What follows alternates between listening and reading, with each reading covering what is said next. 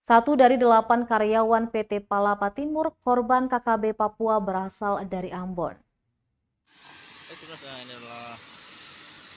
Satu dari 8 karyawan PT Palapa Timur korban KKB Papua berasal dari Ambon, Maluku.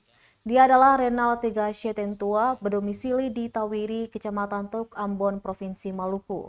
Rencananya jenazah Renal akan diterbangkan ke kota Ambon Rabu 9 Maret 2022 menggunakan Lion Air. Dikutip dari tribunpapua.com, sebelumnya 8 jenazah karyawan PT Palapa Timur Telematika dibawa ke RSUD Mimika untuk dilakukan pemulasaran Senin 7 Maret 2022 kemarin. Mereka merupakan korban pembunuhan kelompok kriminal bersenjata KKB yang terjadi di Beoga, Kabupaten Puncak, Papua.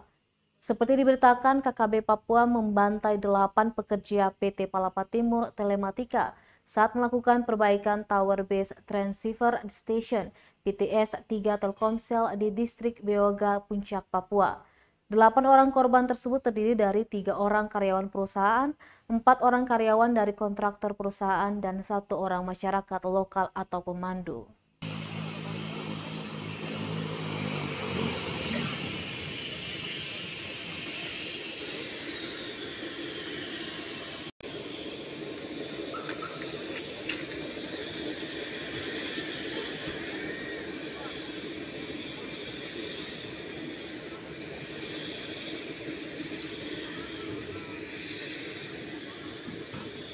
Ini lewat mana kah?